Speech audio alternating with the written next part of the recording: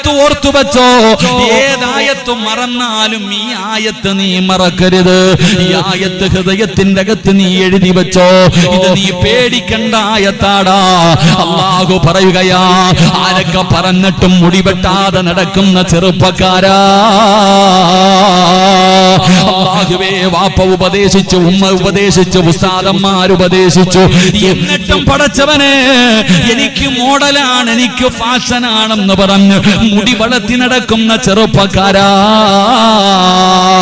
മുട്ടുമക്കളിന്റെ ഇടയിലുള്ള സ്ഥലം ഔറത്താണെന്ന് പഠിച്ചിട്ട് കീറിയ പാൻറ്റും ധരിച്ച് നടക്കുന്ന യുവത്തവ്, തലമറക്കണം, ശരീരം മറക്കണം, ഫർദ ഇടണം, ഹിജാബ് ഇടണം, അല്ലാഹുവിനെ ഭയന്ന് ജീവിക്കണമെന്ന് പരിശുദ്ധമായ ഖുർആൻ പറയുമ്പോ ഇതൊക്കെ കാറ്റിൽ പറത്തിയിട്ട് നടക്കുന്ന പെങ്ങളെ,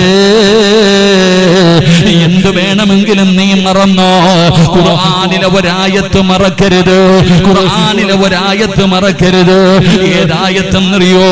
അല്ലാഹുവേ, 1400 വർഷങ്ങൾക്ക് മുമ്പ് നബി മുഹമ്മദ് മുസ്തഫ സല്ലല്ലാഹു അലൈഹി വസല്ലമ തങ്ങളുടെ സ്വഹാബിയുണ്ടല്ലോ, സ്വഹാബത്തൊരു യുദ്ധത്തിന് വേണ്ടി കടന്നു പോവുകയാ, സഹാബത്തൊരു യുദ്ധത്തിന് വേണ്ടി കടന്നു പോവുകയാ. അങ്ങനെ യുദ്ധത്തിന് വേണ്ടി ഒരു നാട്ടിലൂടെ പോകുമ്പോ ഒരു സുന്ദരിയായ പെണ്ണിനെ കാണുകയാണ്. യുവത്വത്തിന്റെ നടുവിലൂടെ നടന്നു പോകുന്ന ഒരു ചെറുപ്പക്കാരിയായ പെണ്ണിനെ കണ്ടപ്പോ സഹാബികൾ ഒരു ചെറുപ്പക്കാരനാ പെണ്ണിനോട് പ്രണയം തോന്നുകയാണ്. അല്ലാഹുവേ, ആര് പറഞ്ഞിട്ടും അവിടെ നിന്ന് കേൾക്കുന്നില്ല. തന്റെ ആഗ്രഹം പോയി പറയുകയാണ്.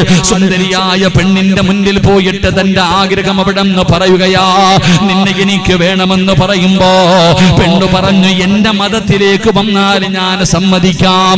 അവൾ യഹൂദിയായിരുന്നു, ഇവൻ മതം മാറുകയാണ്.